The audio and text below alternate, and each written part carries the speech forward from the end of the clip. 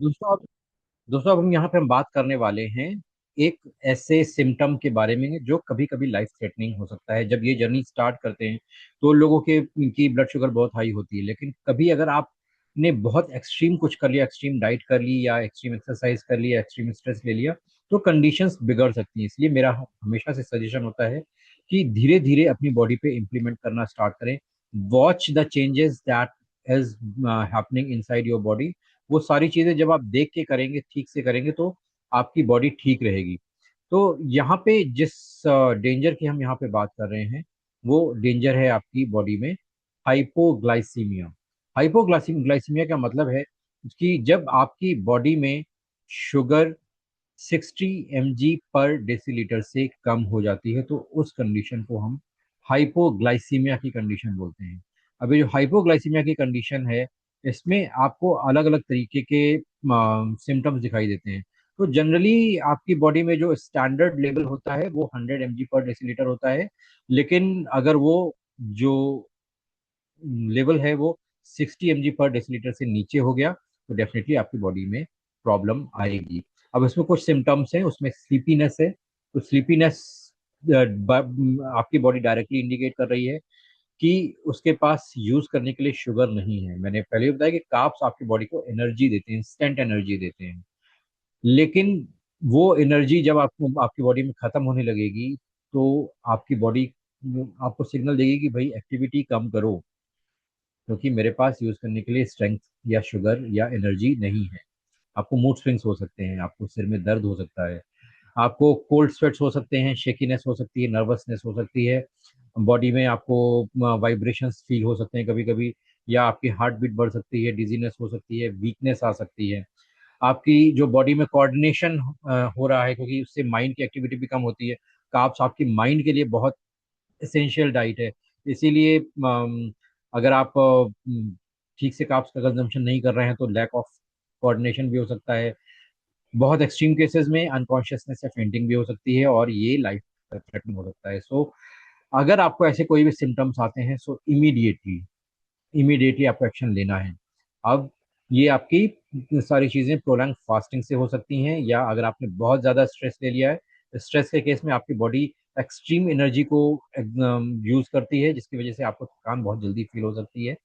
अगर आप अपनी डाइट में इनफ कार्ब्स नहीं ले रहे हैं, रिमेंबर कार्ब्स बुरा नहीं है। Again I am telling, carbs बुरा नहीं है। बहुत सारे लोग जब इस जर्नी में जाते हैं सबसे पहले कार्ब्स को हटा देते हैं। ये गलती बिल्कुल मत कीजिए। कार्ब्स आपकी माइंड की डाइट है।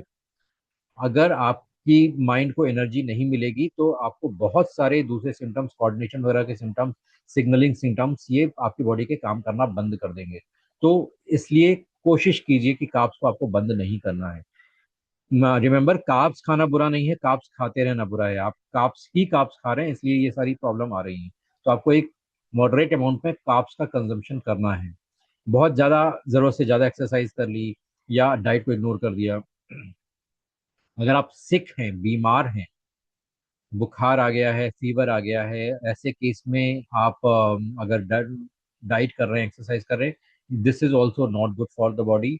या आपकी बॉडी ने रिकवर करना स्टार्ट किया लेकिन आपने मेडिकेशंस को कम नहीं किया है, तो भी ये प्रॉब्लम हो सकती है, क्योंकि मेडिकेशन अपना काम कर रहे हैं, वो एकदम से ब्लड ब्लड की शुगर को निकाल रहे हैं, और आपने ऊपर से आपने ये सारे जो प्लान्स मैंने बताए ये भी इम्प्लीमेंट किए हैं। अब दोनों तरफ तरफ से हमला होगा, तो क्या करना है, आपको मेडिकेशन के डोज भी कंसल्ट करके डिक्रीज करने पड़ेंगे। जब आप इसको करेंगे तो सही रिजल्ट मिलेंगे। सो आपको अपनी कंडीशन पे वॉच रखना है। So best way to deal with hypoglycaemia is to prevent it. कोशिश कीजिए कि आप सही चीजें फॉलो करें। जितना मैं आपको बता रहा हूं, आप उनको सही तरीकों से फॉलो करें। अननेसेसरी चीजों पे, अननेसेसरी गाइड्स पे मत जाएं, क्विक फिक्सेस पे मत जाएं, क्योंकि आपकी बॉडी को इस कंडीशन पे पहुंचने में 20-30 साल लगे हैं, तो 20-30 दिन में नहीं होगा। रिमेंबर। तो कोशिश कीजिए कि सही चीजें आप कीजिए।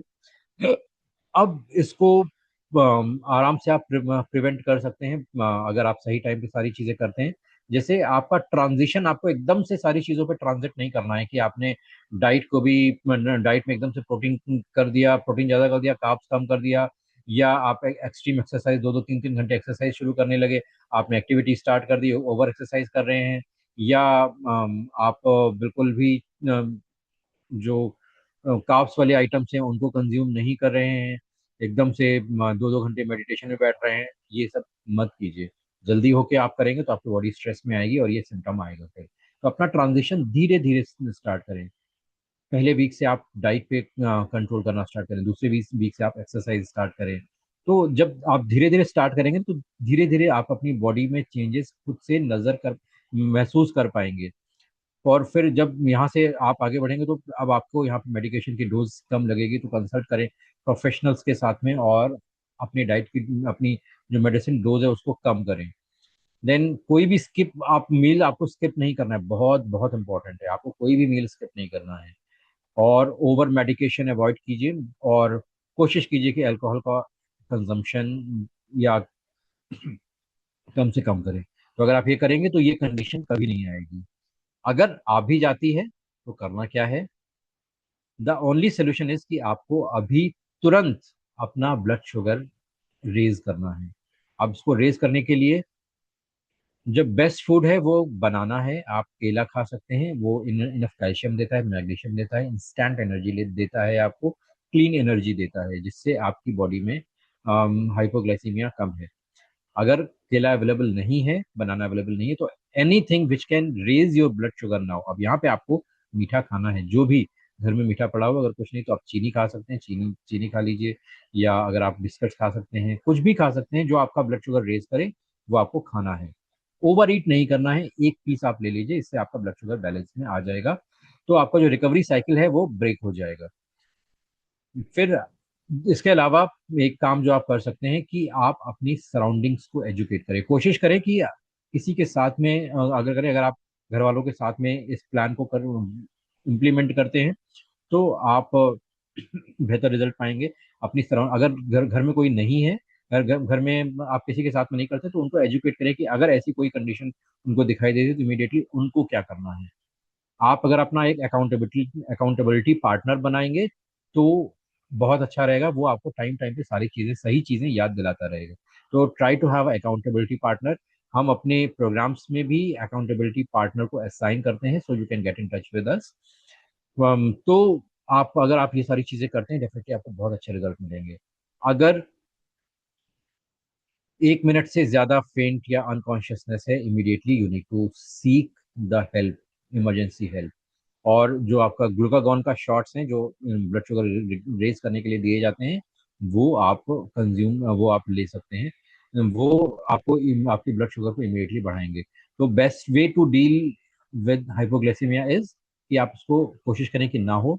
तो आप सही डाइट का कंजम्पशन करेंगे तो ये चीजें नहीं होंगी। अगर आप जल्दबाजी नहीं मचाएंगे और ओवर ट्रेनिंग नहीं करेंगे, ओवर स्ट्रेस नहीं लेंगे, तो ये चीजें कभी नहीं होंगी। तो best way to deal is prevention. अपनी बैलेंस डाइट को मेंटेन कीजिए, और धीरे धीरे चेंजेस लेके आइए। एकदम से चेंजेस लाएंगे तो काम नहीं बनेगा। और मेडिकेशन को जब आप स्टार्ट कर रहे हैं सारी चीज़ें, तो जो भी सिम्टम्स आप देखते हैं उसके अकॉर्डिंग आप हेल्थ केयर प्रोफेशनल को कंसल्ट करें, और मेडिकेशन की डोज को डिस्कस करें, जिससे आपको सही डोज का पता लगेगा आपकी बॉडी के अकॉर्डिंग, और आप धीरे धीरे अपनी दवाओं से छूट पा पाएंगे।